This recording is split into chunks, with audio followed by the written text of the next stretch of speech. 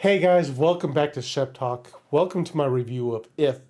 If was written and directed by John Krasinski and stars Ryan Reynolds as Cal, John Krasinski as B's dad, Kaylee Fleming as B, Steve Carell as Blue, Phoebe Waller-Bridge as Blossom, Louis Gossett Jr. as Lewis, Emily Blunt as Unicorn, Matt Damon as Flower, Maya Randolph as Alligator, Sam Rockwell as Guardian Dog, and so many more people lent their voice to this movie. You could almost say all of Hollywood did. If has a runtime of 1 hour and 44 minutes. Quick synopsis. Bea is sent to live with her grandmother while her father undergoes surgery, where she learns about ifs and tries to help them find the children that grew up. Now I'm going to be upfront and honest. When I first saw the first trailer for If, I didn't have any inkling of seeing this movie. The trailer did not really intrigue me at all. I thought Blue, played by Steve Carell, was just over the top, annoying, and we'll get more to him later on. And I just didn't see where they were trying to go with the movie in that first trailer. But here I am, doing a review of it. And now I have to give it to Kaylee Fleming, who plays B. This movie really rested on her shoulders. If she did not give us a good performance, I really think this movie would not be as good as it is. She has to play this 12-year-old character that has pretty much gone through hell and back with her family and has pretty much put aside her childhood and wants to be an adult or thinks that she is an adult. And we get to see that emotional growth and that discovery of B and realizing that you are still a kid. You still need help from others. And it's okay to have that help. It's okay to rely on people such as the ifs as well as your family, because even adults need to realize they can't handle the world themselves. They need help from others. And she gives us such an emotional performance where at first she's just this stoic character that is putting on this brave front. And slowly over time, we are starting to see the child come out again, seeing that kid that we saw in the opening act. And we know Ryan Reynolds can act. We've seen Ryan Reynolds in so many movies. But it seems like recently the forefront of his acting has been that comedic performance where we get that smart aleck, that wise talking, smart ass character, especially when he's playing his Deadpool role. But I feel like the comedic performance took a back seat in this movie. He pretty much plays that disgruntled veteran character, mentor pretty much, that B is worming her way into and showing him as well that it's okay to care again. It's okay to open yourself up once again to have those emotions and those feelings. And they play off each other really well. I love the dynamic between B and Cal, and I think they did an excellent job together. And having Ryan Reynolds play that pretty much over the hill, disgruntled adult that just doesn't want to be there anymore, that just wants to be alone, wants to do his own thing.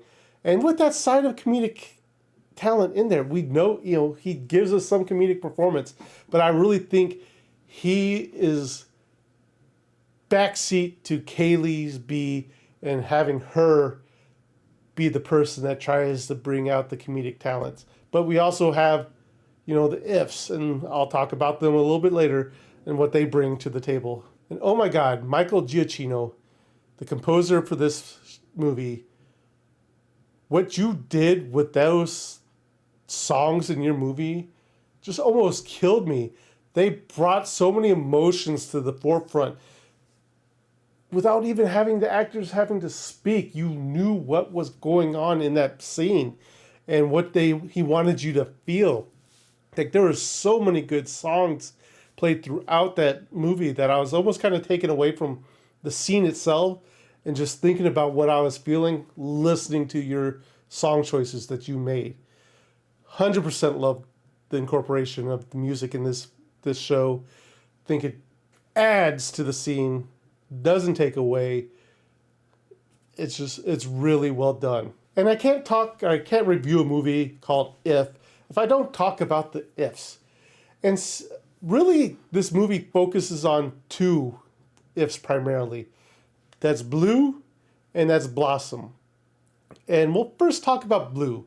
And this is kind of going to be like a 50-50 of likes, dislikes, and I'll talk more about dislikes down below. But I just did not feel Blue. And I know Blue was meant for pretty much the kids and stuff like that. But he just seemed to be so over the top,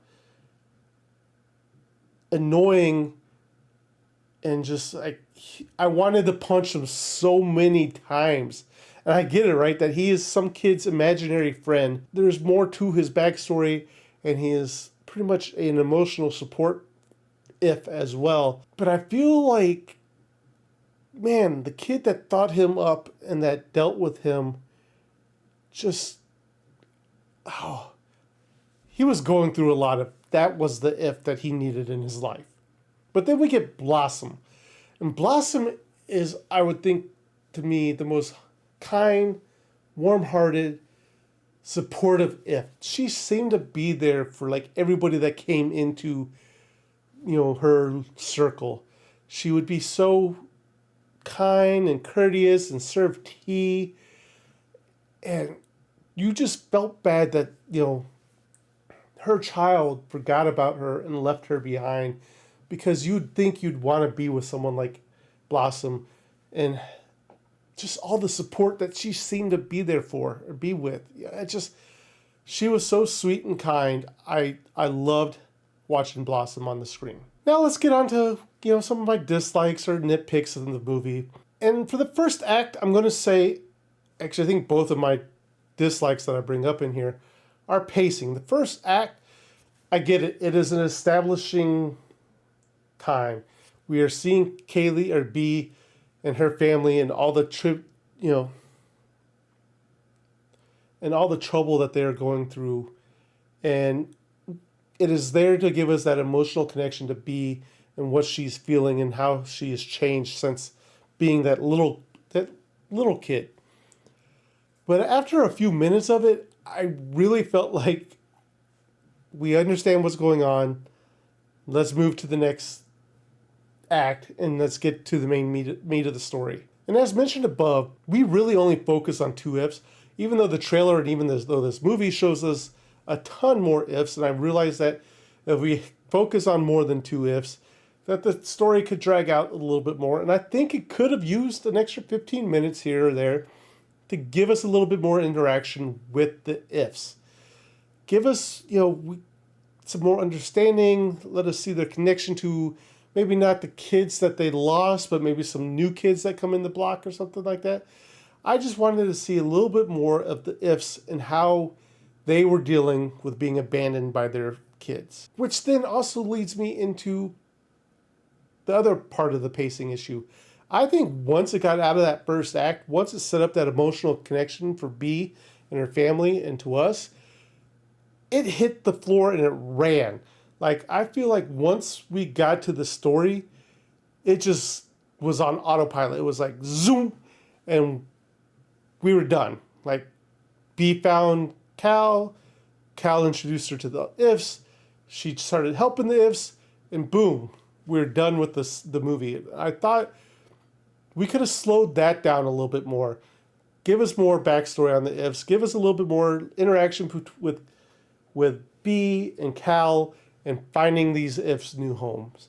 I think we could have focused a little bit more on that, and we would have some more meat in this story. And this last topic I'm going to talk on is not really a dislike. It is more of, I guess, a nitpick.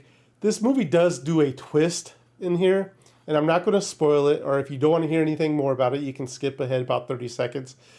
But I pretty much figured out the twist from the get-go, and I was right with what happens. Like I said, I'm not going to spoil it, but if you want to talk about the twist, hit me up in the socials and we can discuss about it. See what you thought about the twist. But guys, overall, It is an emotional family movie that I don't think many parents are going to expect when walking in, because I think it's going to hit them the hardest than it is the kids.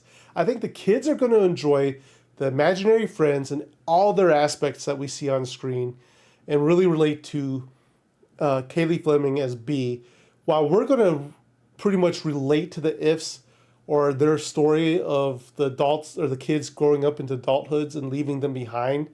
I think this is going to definitely hit the kids on a different level and the adults on a totally different level. But I think both are going to really enjoy this movie. I think this is going to be a nice family staple for this summer, maybe even for the rest of the year. And with all that said, though, guys, Shep Talk is going to give If 3 Sheps out of 5. What did you think? Have you seen it? Comment down below. I'd love to hear your thoughts and opinions. Did you figure out the twist? Let me know. But that is all I have time for today. If you haven't done so already, please remember to like, share, and subscribe. It does help my channel out greatly, and I do truly appreciate each and every one of you. But this is Darth Shep, signing off.